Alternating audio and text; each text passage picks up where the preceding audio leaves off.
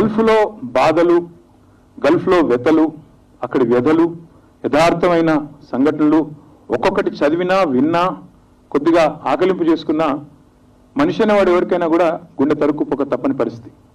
నేను స్వయంగా లేబర్ క్యాంపులో పోయాను. మీరు నంబర్ చెప్తే ఒక మొత్తం డార్మిటరీ మాదిరిగా ఒక చిన్న చిన్న రూమ్లు ఉంటాయి. ఒక్కొక్క రూమ్లో 8 మంది, 10 మంది, 12 మంది ఆ బంకు బెడ్లు, పిల్లలకు కదా హాస్టల్లో వేసినట్టు బంకు బెడ్లు. అందులో మీ బిడ ఎదుర్కోవడానికి కూడా ఎక్కువ జాగా ఉండదు. లేబర్ క్యాంప్స్ అవి. అది మరి మనం దుబాయ్ అనగానే మనకు గుర్తొచ్చేది ఏంటిది? బుర్జ్ ఖలీఫాలు, పెద్ద పెద్ద అందమైన బిల్డింగులు, ఇంకా ఇంకా అద్భుతమైన రోడ్లు, షేక్ జాయద్ రోడ్డు, ఇంకో రోడ్డు. కానీ నిజమైన దుబాయ్ ఏది అంటే ఇంకో దుబాయ్ కూడా ఉంది.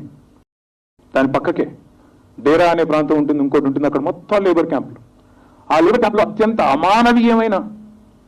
అమానవీయమైన కండిషన్స్ ఉంటాయి.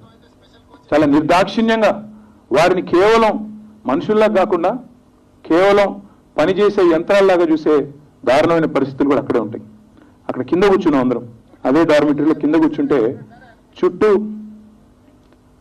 కాక్రోచెస్, బొద్దింకలు, జిల్లు పురుగులు తిరుగుతున్నాయి.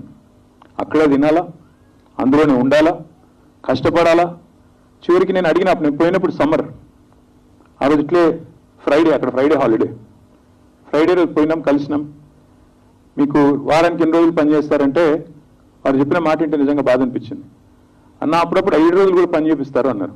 ఈ ఎండలో బయట 43-45 డిగ్రీల సెంటిగ్రేడ్, అక్కడ మళ్ళీ ఆ ఉష్ణోగ్రత కూడా ఎట్లుంటుందంటే స్కార్చింగ్ డ్రై హీట్, హ్యూమిడిటీ ఉండదు. ఆ హీట్లో ఎట్లా పనిచేస్తారు అంటే వాళ్ళు చెప్పిన మాట ఏం చేయమంటారు? ఇక్కడ ఏసీ బంద్ చేస్తారు, రూముల్లో ఏసీ కావాలని బంద్ చేస్తారు, చచ్చినట్టు బయటికి పోవాల్సిందే. అంటే ఉక్కపోతతో విధి లేక బయటికి పోయి పనిచేయాల్సిన ఒక దుస్థితి. ఇది వాస్తవమైన పరిస్థితి వాళ్ళ దుబాయ్లో ఉంది. నిజంగా కూడా చాలా ఆలోచించిన తర్వాత ఇప్పుడు మీరు ఆనాడు పాలసీ రూపొందించినప్పుడు కానీ ఇక్కడి నుంచి పోయి ఎక్కడో ఎడారుల్లో అవస్థలు పడే, గల్ఫ్లో బాధపడే మన వాళ్ళ కోసం ఒక మంచి పాలసీ ఇవ్వాలని ఆలోచించినప్పుడు నిజంగా ఆలోచిస్తే ఒక విచిత్రమైన డైకాటమీ. నేను అర్బన్ డెవలప్మెంట్ మినిస్టర్గా ఇక్కడ పనిచేసిన.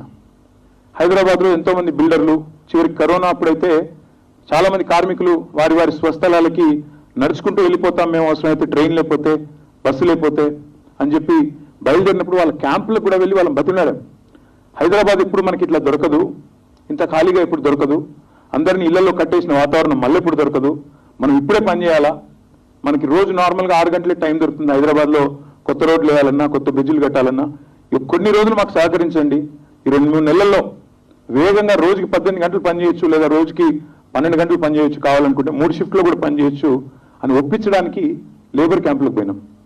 ఈ లేబర్ క్యాంపులకి అక్కడ లేబర్ క్యాంపులకి నాకేం పెద్ద తేడా కనబడలేదు.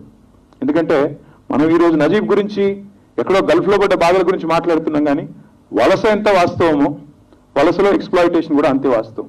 అది భారతదేశం కావచ్చు, అక్కడ ఎడారి గల్ఫ్ దేశాలు కావచ్చు, ఇంకొకడ కావచ్చు. ఎందుకంటే మనిషిలో ఒక విచిత్రమైన వైవిధ్యం ఉంటుంది ఆయన పర్సనాలిటీలోనే.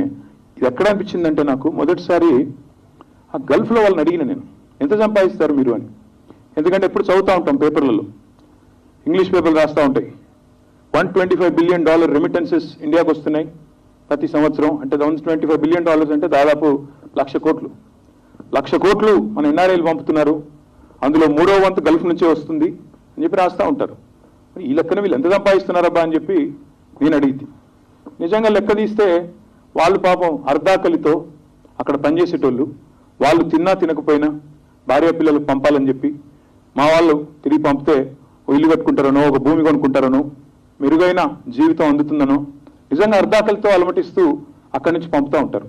కానీ డబ్బుల పరంగా చూస్తే, క్వాంటం పరంగా చూస్తే హైదరాబాద్లో ఇక్కడ నిర్మాణ రంగంలో సంపాదించేదానికి అక్కడ దానికి పెద్ద తేడా లేదు. నిజానికి ఇక్కడ భార్య పిల్లలతో ఉంటూ బ్రహ్మాండంగా దాదాపు 5-10% తేడా, అంతకంటే ఎక్కువ ఏం లేదు. మరి ఇక్కడే ఉండి చేయొచ్చు కదా అని అడిగినాం. లేదన్నా ఇదే అలవాటు అయిపోయింది. నాకు అర్థమైంది ఏంటంటే నిజంగా కూడా మనిషికి ఇమ్మిగ్రెంట్గా మారినప్పుడు, వలసపోయినప్పుడు మనిషిలో ఒక స్విచ్ ఏదో ఆన్ అవుతుంది. ఇంట్లో నువ్వు చేసే పని, నీ సొంత ఊళ్ళో నువ్వు చేసే పని, నామోషిగా అనిపించే పని కూడా బయటికి పోతే ఇమిగ్రెంట్గా మారితే మాత్రం నువ్వే చేసుకుంటావు, అంతకంటే ఎక్కువ చేస్తావు. అది అమెరికా పోయినోడికైనా అదే పరిస్థితి, ఆస్ట్రేలియా పోయిన వాడికైనా అదే పరిస్థితి, దుబాయ్ పోయిన వాడికైనా అదే పరిస్థితి, ఇక్కడి నుంచి బొంబాయి పోయిన వాడికైనా అదే స్థితి. ఉదాహరణకు నేను